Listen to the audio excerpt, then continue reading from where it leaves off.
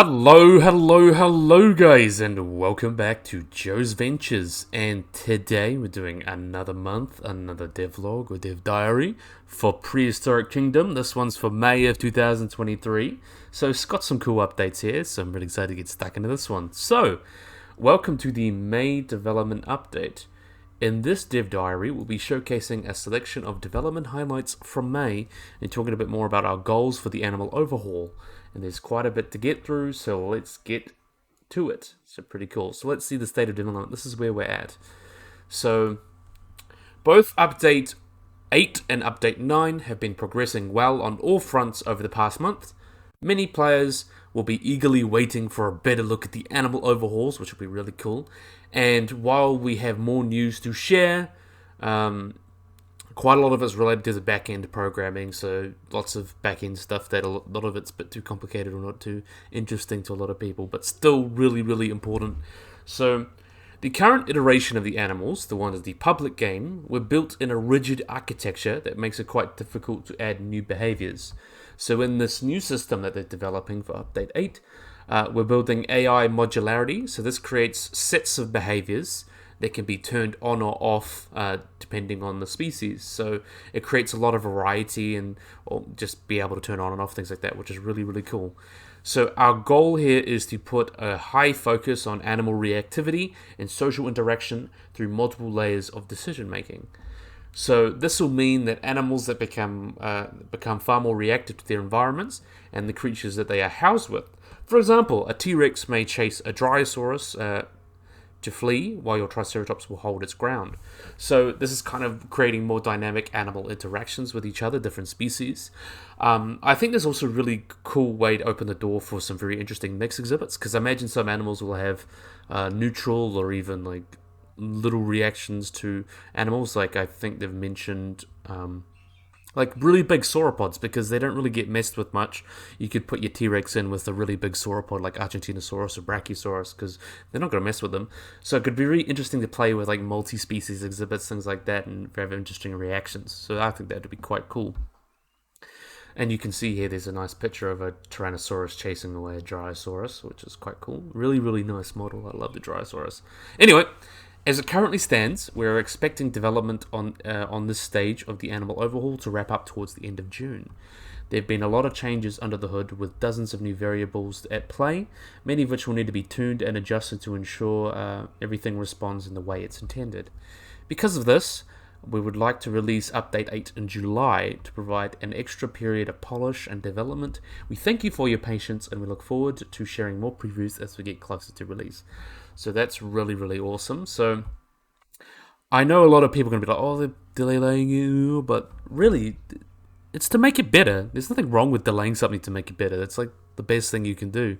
I'd rather wait for something great. You know, good things come to those who wait, and it's definitely, they've already proven that they've made them some really nice things. So I really hope that people enjoy the time to speculate and talk about it, and then when it comes out, people are really going to enjoy it. So that's going to be quite cool. So next up, we've got genetic mutations. So since the last blog post, we've been setting up the genetic mutations data for more and more of our species. Today, we'd like to show off how much variety can be achieved within a single skin on the same animal, with some basic marks and clever shaders is going to be achieved procedurally.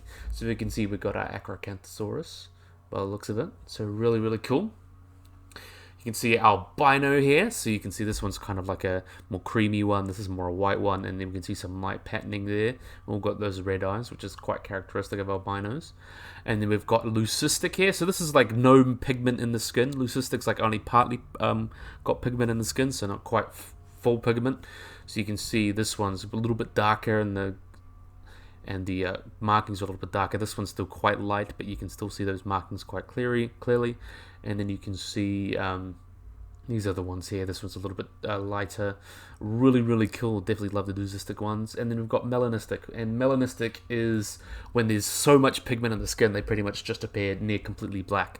So you can see with the melanistic here, you can see this darker one here. This one's a little bit lighter, but you can more clearly see the patterns and things like that. So that's really, really cool. This one's quite dark as well. Really, really awesome to see that variation. So there is so much variety that is basically impossible to get the exact same variant or variation during a regular playthrough because it's procedurally, so it's all created randomly.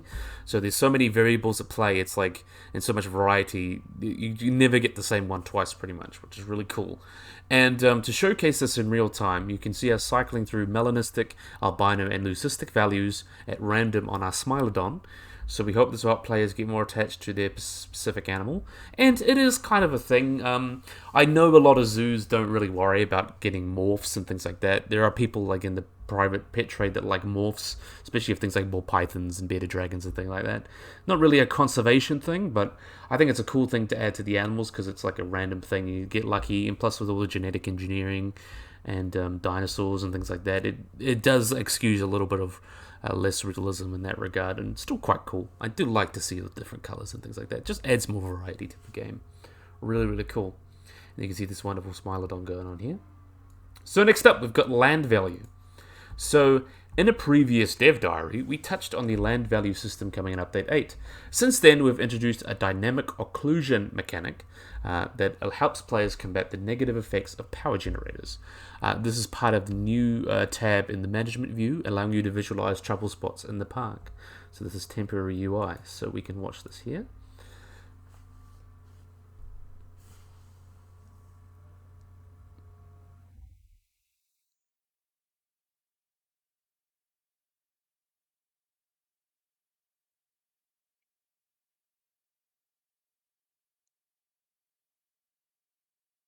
Okay, so what you can see here, you can see like you place down the generator, and it creates like this field of view. Basically, if someone sees that, it's going to be like, oh, I don't like seeing all the behind the scenes big generators because yucky, and it doesn't look quite as pretty.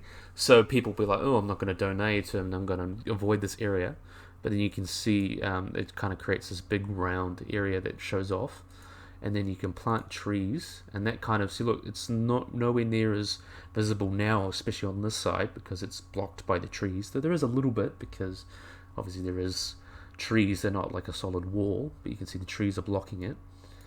And then you come up here and you can grab a building, and then you turn it and place it there, and you can see that gets rid of all that view because it's a solid wall. So pretty much the only places you can see it is like through here, a little bit through the trees, and a little bit down here. So that's quite cool. Let's see. In this example, you can see how blocking sign lights with foliage reduces the negative area of the power generator, and players can also use modular systems like walls and roofs to further reduce that impact. So we hope to do a dedicated preview to our land value and park beauty before the update releases. So really, really cool. And now we've got new animals. So to catch a glimpse of our new upcoming animal, you might want to follow the sound of its peculiar chirps, caws, and rattly barks. Be warned though that Sickle Claw seems like it packs more of a punch. So this is, of course, a new animal. We go on, all know it's Velociraptor pretty much, but yeah, it looks really, really cool. Keep an eye out in June for the full unveiling of this species. He can't wait for you to see all the wonderful animations and personality. So that's going to be really, really cool to see on the new system as well. Animals are going to be a lot more dynamic and interesting. So let's see what's in the pipeline. So that's all done with Update 8. That's going to be the next update. So this is the update after that, Update 9. So what's in the pipeline? Let's talk about Update 9, the one that's coming after the animal overhaul. Last month, we briefly touched on the new species coming in the release, and today we'd like to expand the primary theme of this update, which is quite interesting. So this is the Grassland biome. So yes, the Grassland biome is finally coming to Prehistoric Kingdom, and we're absolutely in love with it. 21 brand new plants are included, including classic staples such as beloved acacia and manura trees, along with a dozen placeable grass types, which is really, really awesome, including Tridea, pampas, and elephant grasses. So that's really nice tall grasses that really will help your parks really flesh out, which is really, really cool. And you can see that wonderful design there. Look at that, really wonderful rocks in the fence there. A little bit of going on there. You can see the grasses look so awesome. And then you can see this one with the Paraceratherium. That looks so nice. It looks straight out of Walking with Beasts and so beautiful.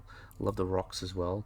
Nice grassland biome. And then you can see this wonderful one here. You can see the different pampas grasses and taller grasses. And then you have your Brachiosaurus and Torvosaurus. As you can see, that kind of comes with the update. So as I've mentioned there, these big sauropods don't really mind the smaller predators because they're so big. they didn't really bother them. So yeah, really, really cool. So yeah, that's a really nice picture. And next up, we have the community spotlight. So this is by Acrogiga 2004. We got this really nice picture of a Brachiosaurus with its head through the trees. Really, really big fan of that, actually. I love that beautiful picture. And Brachiosaurus is going to be... If you had a gun to my head and asked what my favorite dinosaur was, I'd have to say Brachiosaurus. But it's really hard to pick a good dinosaur, to be honest. Noah 2002.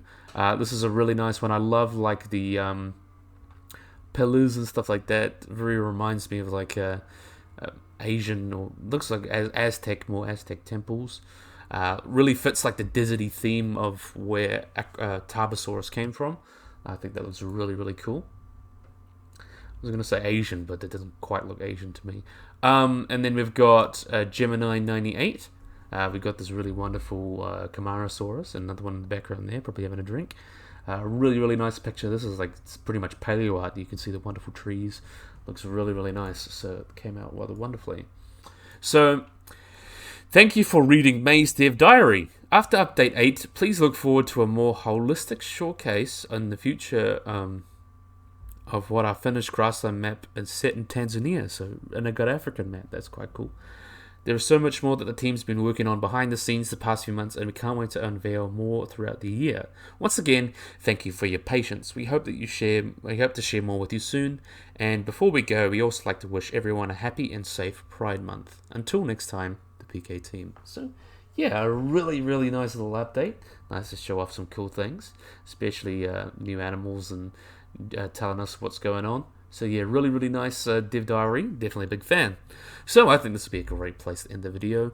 I really, really, really hope you guys have enjoyed this video. Hope you guys like and subscribe. Always remember to hit the little bell icon to get notified of anything. So yeah, if you guys enjoyed this video, hope you guys like and subscribe. And bye-bye.